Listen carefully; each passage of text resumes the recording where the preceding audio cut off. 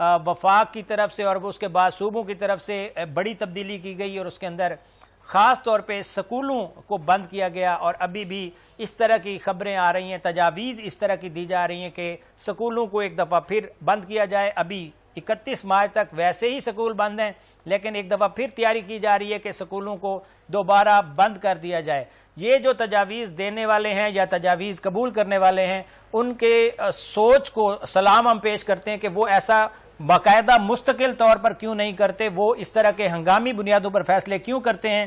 ابھی جو خبر ملی ہے وہ یہ ہے کہ کل ایک اجلاس ہوا جس کی صدارت وزیر اعلیٰ پنجاب مریم نواز نے کی، اور اس کے اندر سفارشات کی گئیں اور اس کے اندر باقاعدہ طور پہ پنجاب کے سکولوں کو بند کرنے کی تجاویز سامنے آئیں۔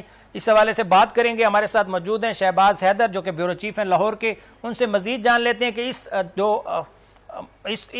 جو تبدیلی کی وجہ کیا بتائی جا رہی ہے اور کیا ایسا ممکن ہے کہ دوبارہ سکول بند کر دیے جائیں۔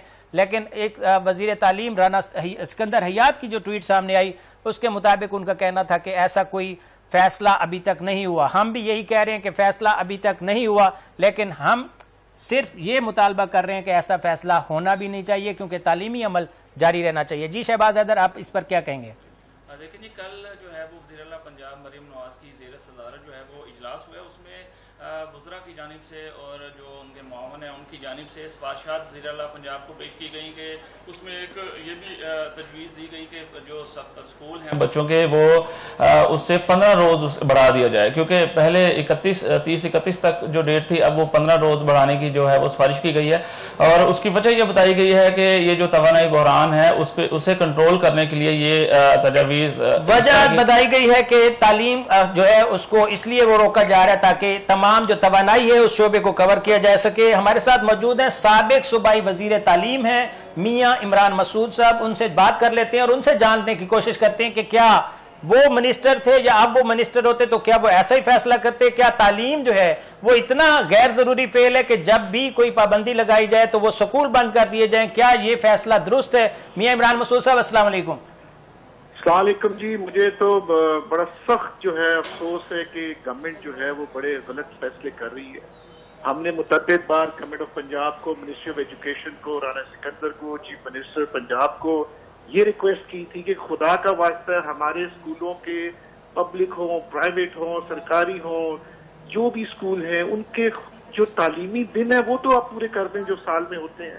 اب دیکھیں روایتی طور پہ 190 دن پڑھانا ہوتا ہے اپنے سال میں، اب ابھی تک ہم 120 دن پڑھا چکے ہیں، اور انہوں نے پچھلے یہ بند کر دیے اسکول جو 31 تک کر دیے۔ اب یہ خبریں آ رہی ہیں کہ پھر اس کو یہ آگے ایکسٹینڈ کریں گے، تو میں اس پہ سخت احتجاج کرتا ہوں۔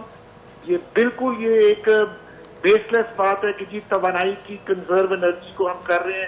یہ کیسی توانائی بچا رہے ہیں کہ پورا ملک کھلا ہوا ہے، پورے مال کھلے ہوئے ہیں، شاپنگ پلازا کھلے ہوئے ہیں، سینماز کھلے ہیں، ریسٹورینٹ کھلے ہیں، ہر چیز کھلی ہے سوائے اسکول، کالج اور یونیورسٹیز کے۔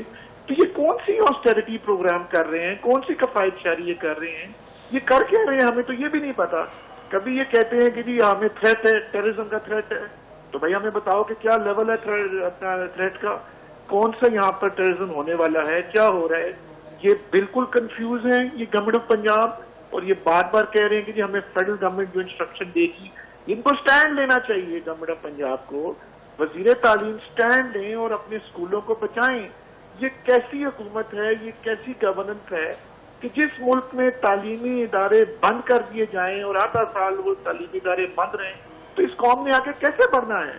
بچے بیچارے تیاری کرتے ہیں، ماں باپ ان کی تیاری میں، ان کے کیریئرز میں انویسٹ کرتے ہیں، اسکول جو ہیں ان کی پریپریشن کرواتے ہیں، تیاری کرواتے ہیں، بچوں کو ٹاپ کے نمبر دلواتے ہیں، لیکن جب آپ اسکول کو چلنے ہی نہیں دیں گے تو یہ معاملہ کیسے آگے چلے گا؟ کوئی ان کے پاس کوئی کسی قسم کی کوئی دلیل نہیں ہے اسکول بند کرنے کی۔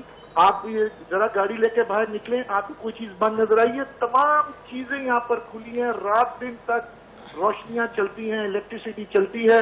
آپ نے پیٹرول بڑھا دیا، 55 روپے، آپ نے ہائی آکٹین 610 روپے کر دیا کہ جی امیروں کو ہم نے ہائی آکٹین میں اپنا ٹیکس وغیرہ لگانا ہے۔ تو یہ عجیب قسم کی پالیسی ہے ان کی، کوئی اس میں ٹھہراؤ نہیں ہے اس پالیسی میں۔